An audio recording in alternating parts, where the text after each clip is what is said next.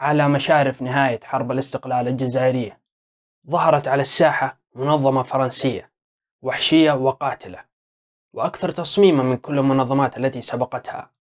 صنفتها فرنسا على أنها منظمة إرهابية، مع ادعاء المنظمة القتال لصالح فرنسا من أجل الحفاظ على الجزائر الفرنسية كما كانت منذ غزو فرنسا للجزائر عام 1830 ميلادي، من الهجمات ضد المدنيين والمقاتلين الجزائريين والقوات الفرنسية، إلى العديد من الاغتيالات وحتى المحاولات ضد رئيس الجمهورية الفرنسية شارل دي غول ذاته.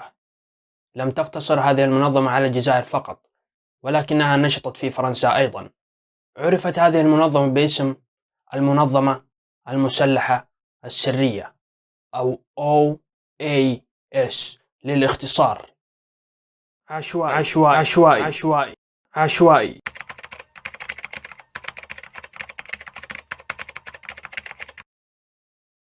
خلال حرب الاستقلال الجزائرية التي استمرت قرابة 8 سنوات من يوليو 54 إلى مارس 62، حاربت الحكومة الفرنسية جبهة التحرير الوطني، وهي حركة سياسية من أجل الاستقلال سعت إلى تحرير الجزائر من الحكم الاستعماري الفرنسي. رأى الفرنسيون صعوبة في التعامل مع المقاتلين الجزائريين، لكن بعد حين تم تحقيق نجاح عسكري واضح، خصوصا في معركة الجزائر عام 56-57. بعد ذلك بدأت فرنسا تخسر اقتصاديا ومعنويا، لأن تلك المعركة كشفت الحقيقة للعالم من التعذيب لاستخدام العنف الزائد. أعطت هذه الأفعال شرعية دولية لجبهة التحرير الوطني وقضية الاستقلال. من بين أمور أخرى، أدت السياسة الفرنسية الفاشلة تجاه الجزائر إلى انهيار الجمهورية الرابعة نتيجة انقلاب الجزائر العسكري عام 58 بقيادة الجنرال راول سالان والجنرال ماسو. جاك ماسو الذي لعب الدور الحاسم في معركة الجزائر، والذي تأكد أن يتولى شارل دي غول قيادة فرنسا بعد الانقلاب. كان قادة جبهة التحرير الوطني متوترين، بينما توقع منظمو الانقلاب أن يقوم دي غول وهو رجل عسكري وطني سجله مليء بالإنجازات بقلب الطاولة على جبهة التحرير الوطني، وأن يؤكد أن الجزائر ستبقى فرنسية، وهو ما فعله في البداية، ولكنه ببطء غير سياسته للعكس من ذلك وسط ذهول الجميع. كان هناك العديد من المكاسب الفرنسية العسكرية التي تحققت بين عامي 58 و 59 تحت دي غول، ولكن بسبب عناد وتصميم جبهة التحرير الوطني أدرك دي غول أنها قضية خاسرة وإهدار للموارد. مع وجود نصف الجيش الفرنسي في الجزائر، سيتم التشكيك في التزامات فرنسا تجاه حلف الناتو. بعد ذلك بدأ دي غول في إعطاء تلميحات في خطاباته حول تقرير المصير والجزائر الجزائرية وإمكانية الاستقلال. كل هذا كان بمثابة صدمة كبيرة للجنرالات والنشطاء السياسيين الذين ساعدوا على وضعه في السلطة، وللأقدام السوداء المستوطنين الفرنسيين في الجزائر بشكل عام. بدأ فرنسيو الجزائر في البحث عن حلول بديلة، أرادوا شيئا أو شخصا ما لمساعدتهم في تحقيق هدفهم الذي يتمثل في الحفاظ على الجزائر كجزء لا يتجزأ من فرنسا. كان هناك العديد من المنظمات السياسية والمسلحة النشطة على الساحة، والتي كانت تؤمن بالجزائر الفرنسية قبل انقلاب 58، لكنهم لم يكونوا فعالين ولم يظهر التنسيق بشكل صحيح لوجود العديد من الخلافات.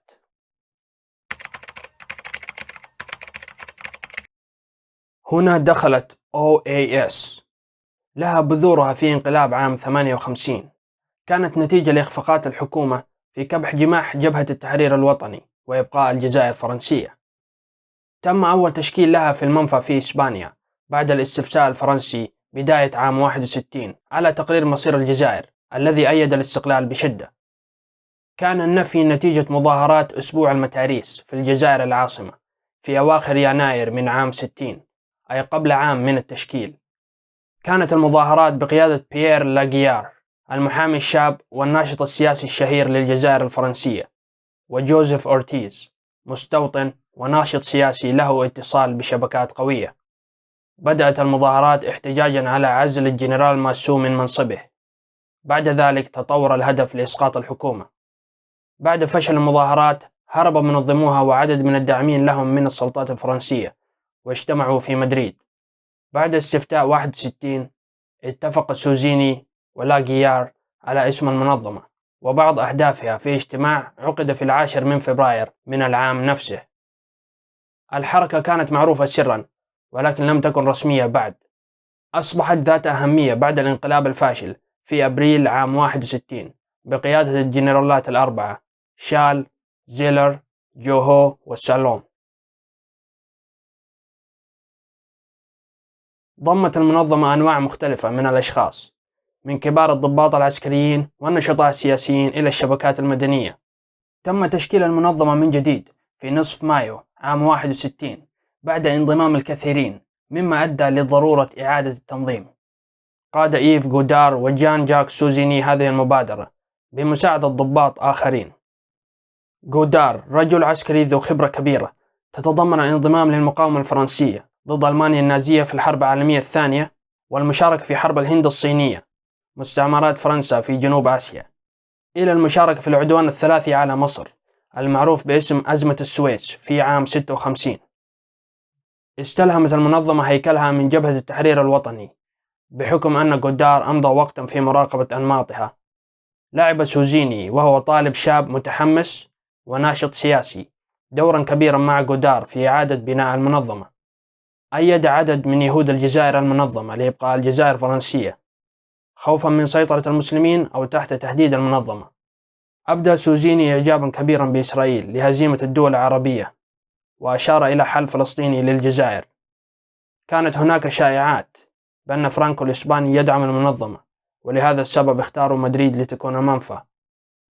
أعجب سالام بقدرات الإدارة والقيادة لدى سوزيني. كان للمنظمة فروع في فرنسا وإسبانيا وبعض المتطوعين الدوليين. في ذروتها كان لديها حوالي 2 ل 3 آلاف عضو فعال.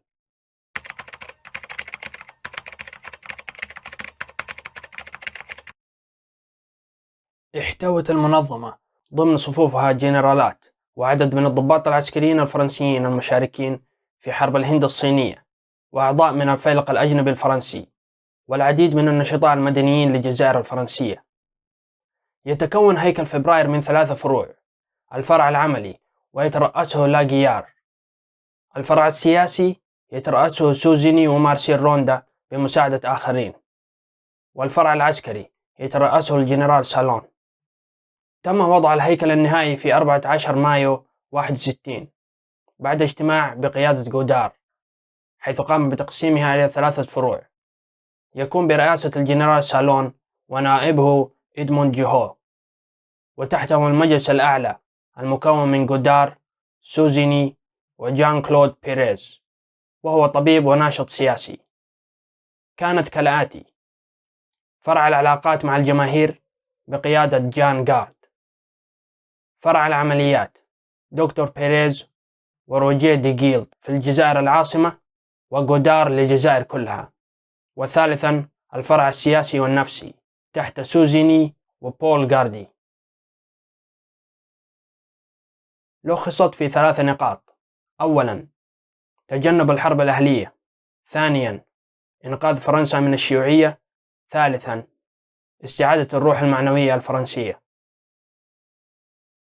إبقاء الجزائر فرنسية، الضغط على ديغول لتغيير سياسته تجاه الجزائر، الانقلاب على ديغول إذا لم ينجح إقناعه، وأخيرا منع إنشاء دولة جزائرية وطنية مستقلة.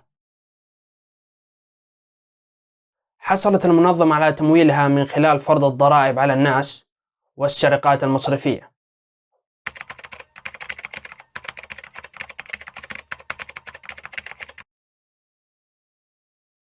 سرعان ما حظيت المنظمة بشعبية بين الطلاب، وبدأت شعاراتها في الظهور في الجدران في جميع أنحاء الجزائر العاصمة. بدأت العمليات الميدانية في أواخر مارس 61، وشهدت ارتفاعا بعد بدء المفاوضات بين جبهة التحرير الوطني والحكومة الفرنسية في 20 مايو من العام نفسه. كانت خطتهم القضاء على المفاوضات. استهدفت المنظمة المدنيين المسلمين والعاملين في الحكومة وقوات الشرطة وآخرين، بما في ذلك أي شخص يدعم سياسات ديغول. تنوعت العمليات من إطلاق نار عشوائي والاغتيالات إلى تفجير القنابل البلاستيكية التي كانت من أهم رموز المنظمة. اقتحمت المنظمة العديد من السجون وقتلت المساجين، من أواخر أبريل 61 إلى مارس 62 قامت المنظمة بتنفيذ أكثر من 3700 تفجير، أي بمعدل 13 تفجير يوميا لمدة 10 أشهر متتالية. استمر هذا السلوك حتى منتصف عام 62. لم تقتصر أنشطتهم على الجزائر فقط، بل تضمنت أيضا فرنسا بأكثر من 15 تفجير في يناير 62 في باريس. في فبراير من العام 62 أحصت وحدة دلتا روجيه دي جيلد أكثر من 500 عملية اغتيال. كان دي جيلد ضابطا عسكريا حائزا على كثير من الأوسمة ويتمتع بخبرة كبيرة. كان هو عضلة المنظمة في الساحة، وهو الذي منحها سمعتها المخيفة. حاولت المنظمة اغتيال دي غول في مناسبات عديدة، لكن لم يكن النجاح من نصيبهم. نفذوا العديد من العمليات في مواقع مختلفة تنوعت في الأساليب ونسبة العنف، من عملية الليلة الزرقاء حيث قاموا بتفجير 130 قنبلة في يومين من مايو عام 62، إلى عملية فاطمة في 10 مايو من الشهر نفسه حيث اغتالوا عاملات منازل جزائريات. لم ترد جبهة التحرير الوطني على الفور حتى لا تفسد نتيجة المفاوضات. بعد توقيع اتفاقية إيفيان استخدمت المنظمة سياسة الأرض المحروقة لإظهار عدم الرضا. كما قال سالون: سنترك الجزائر كما كانت قبل قدوم الفرنسيين، صحراء جافة. كان حرق مكتبة جامعة الجزائر في يونيو 62 المؤدي لإتلاف أكثر من 600 ألف كتاب من أكبر أدلة على هذه السياسة.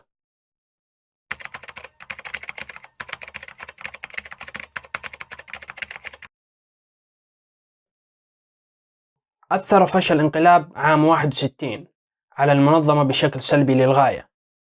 شوهت هجماتهم في فرنسا سمعتهم، وبدأوا بفقدان شعبيتهم، وخلقوا فجوة كبيرة بينهم وبين الجيش الذي طالما اعتمدوا على بعض من أعضائه.